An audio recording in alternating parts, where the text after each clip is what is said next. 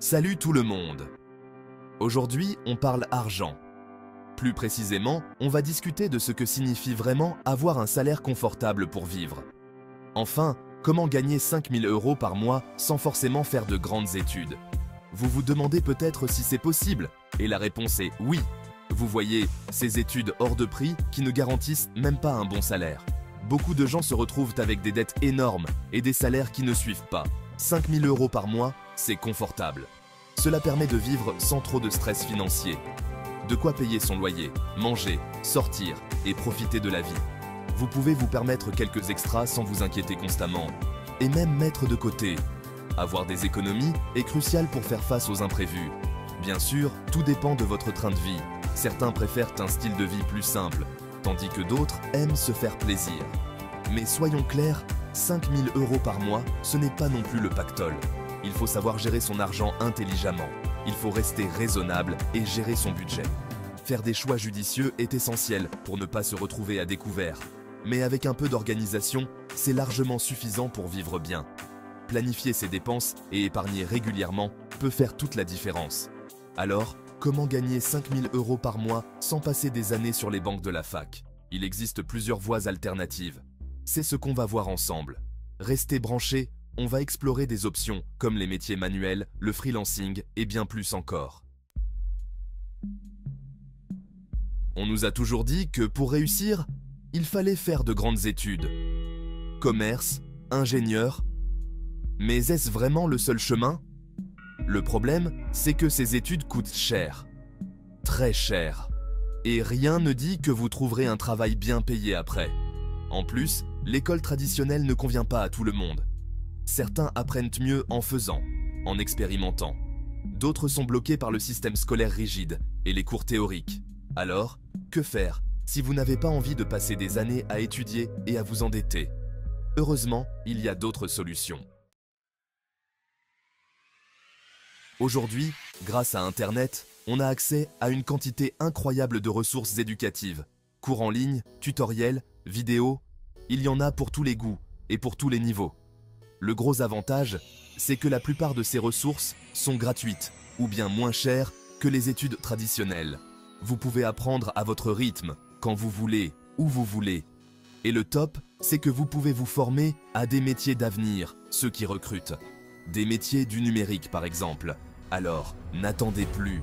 Lancez-vous et découvrez tout ce qu'Internet peut vous apporter.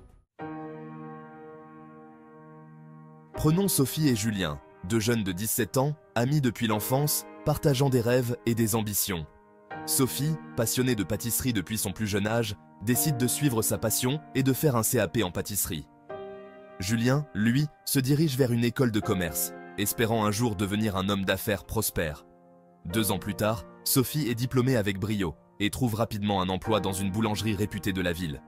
Elle apprend sur le tas, gagne en expérience, en compétences et en responsabilité, devenant une pièce maîtresse de l'équipe. Julien, lui, enchaîne les stages non rémunérés, espérant que l'un d'eux se transformera en une opportunité de carrière. Il accumule les prêts étudiants, se retrouvant avec une dette croissante et n'est pas sûr de trouver un emploi à la hauteur de ses espérances. 5 ans plus tard, Sophie est chef pâtissière dans une boulangerie renommée et gagne un salaire confortable, bien au-delà de ses attentes initiales. Elle envisage même d'ouvrir sa propre boulangerie, rêvant de créer un espace où elle pourrait exprimer pleinement sa créativité. Julien, lui, galère à trouver un emploi stable et bien payé, malgré ses efforts et ses qualifications. Cette histoire montre bien que le chemin traditionnel n'est pas toujours le meilleur, et que suivre sa passion peut parfois mener à un succès inattendu et épanouissant. 5e étape, investir jeune, le secret d'une vie financière réussie. Parlons investissement. Vous vous dites que c'est réservé aux riches? Faux, tout le monde peut investir, même avec un petit budget. Le plus important, c'est de commencer tôt. Plus vous commencez tôt, plus votre argent a le temps de fructifier. C'est ce qu'on appelle les intérêts composés. Imaginez que vous investissiez 100 € par mois à partir de vos 18 ans. Avec un rendement annuel moyen de 5%, vous auriez plus de 100 000 € à la retraite. Pas mal, non? Alors n'attendez plus. Renseignez-vous sur les différentes possibilités d'investissement et commencez à investir dès aujourd'hui. 6e étape. quelques euros suffisent pour commencer à investir. Il existe de nombreuses plateformes d'investissement qui vous permettent de commencer avec des petites sommes. Vous n'avez pas besoin d'être un expert en finance pour investir. L'important, c'est de choisir des placements adaptés à votre profil de risque et à vos objectifs. Si vous êtes jeune, vous avez plus de temps devant vous. Vous pouvez donc prendre plus de risques. N'hésitez pas à vous faire accompagner par un conseiller financier si vous avez besoin d'aide. Il vous aidera à élaborer une stratégie d'investissement personnalisée. Investir, ce n'est pas sorcier. C'est même essentiel pour assurer votre avenir financier.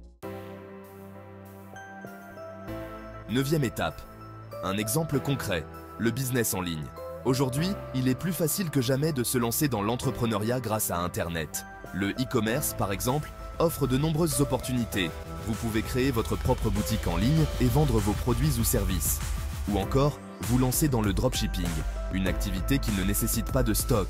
Les réseaux sociaux sont également devenus de formidables outils marketing pour les entrepreneurs. Ils permettent de faire connaître son activité et de toucher un large public. Alors, si vous avez l'âme d'un entrepreneur, n'hésitez plus. Lancez-vous dans l'aventure du business en ligne. 10e étape. Éducation ou entrepreneuriat? Pourquoi choisir? Alors, faut-il privilégier les études ou l'entrepreneuriat? La réponse est simple. Pourquoi choisir? Il est tout à fait possible de combiner les deux. En effet, une bonne formation est toujours un atout, même pour un entrepreneur.